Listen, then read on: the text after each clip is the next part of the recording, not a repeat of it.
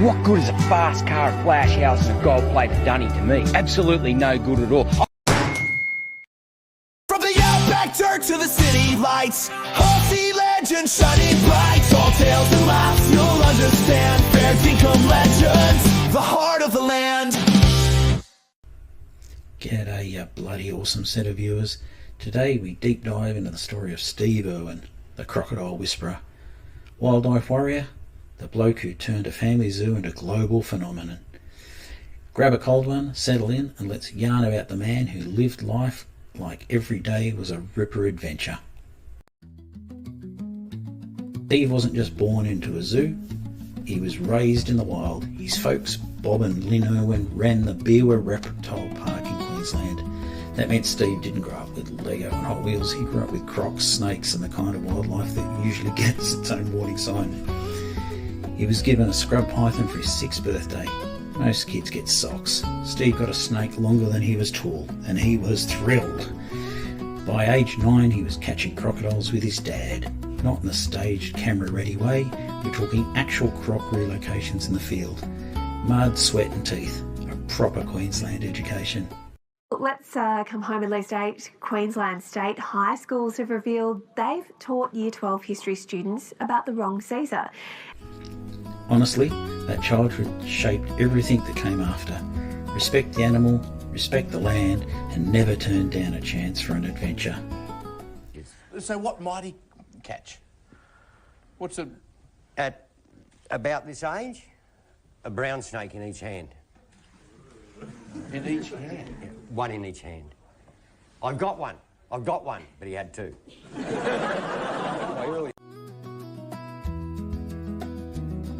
Steve's teenage years were like an apprenticeship in chaos. He'd follow his old man into the mangroves to relocate problem crocodiles, not with drones or tranquilizer guns. This was pre-high-tech. Hand on the tail, jump on the back, hang on for dear life. He learned that crocs weren't monsters, they were ancient, powerful, misunderstood creatures, and he treated them with more respect than some people treat their neighbours. By a mother and her son.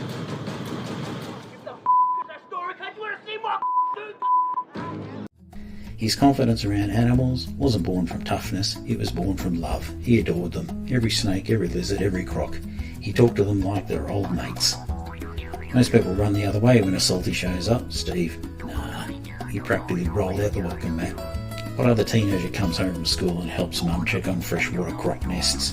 It was all leading somewhere. Crikey, mate, what a sight. Wrangling crocs in the dead of night. Khaki shorts, big grin, no fear. Jumping at danger year after year.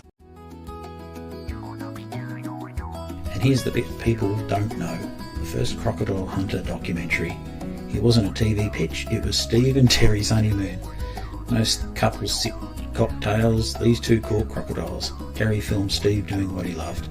Someone saw the footage and said, hey, this is unreal. And suddenly the Croc Hunter was born. Documentary. I'm Steve and this is Terri. Yeah. What the hell is their name? Steve wasn't trying to be entertaining, it was genuine excitement. His enthusiasm blew people's minds. People overseas couldn't get enough of him. He was like Australia's unofficial ambassador. And that's what made him special. He wasn't fearless because he wanted attention, he was fearless because he believed in respect. Respect the wildlife and the wildlife will respect you back.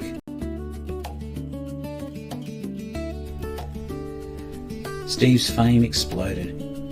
But he didn't want to be a celebrity, he wanted to educate. To teach the world that wildlife wasn't scary, it was precious. Every crikey was crafted to pull you in. Every close call was an opportunity to break a myth or explain animal behaviour. He turned Australia's zoo into a world-class conservation hub, not a theme park, a sanctuary, a safe haven, a home for animals and learning. Steve poured everything he had back into conservation. Breeding programs, land purchases to protect habitats, wildlife rescue teams, he walked the walk. Didn't chase fame, didn't chase cash, just loved every critter, slow or flash. From snakes to gators, he'd always shout, beauty mate, with his heart right out. He showed the world the wild was grand, and that love's the strongest thing in the land. Gone too soon, but never gone, his khaki spirit still lives on. when Steve passed, Australia didn't just lose a celebrity, we lost one of our greatest storytellers, a bloke who made the world care about animals they'd never meet. But his legacy didn't end. Terri, Bindi and Robert stepped up. Australia's zoo grew even bigger. The conservation work expanded. The Wildlife Hospital treats thousands of animals every year. All this with minor interruptions by both the Irwin kids smashing it out on Dancing with the Stars. His Wildlife Warrior program continues worldwide. His passion lives on in documentaries, conservation projects and every person who grew up watching Steve run around like a headless chook. Steve wasn't just a crocodile hunter. He was a symbol of what happens when you love something deeply and give everything to protect it. He showed the world the wild was grand and that love's the strongest thing in the land. Gone too soon but never gone, his khaki spirit still lives on. A bloke so bold, so far didn't come true, the wild was better just knowing you. Steve Irwin didn't just entertain, he inspired millions. He showed us that the outback, the oceans, the desert and every creature in them deserves respect. He lived loud, he lived brave, he lived with pure Aussie heart. Raise your cold one, your legends. Here's to the Croc Whisperer, the bloke who made the whole world say crikey. Okay, time for the rating. Steve Irwin gets a McCrakkin 4-star top legend rating. A global Aussie icon, a wildlife warrior, a man who turned passion into a legacy that will never fade.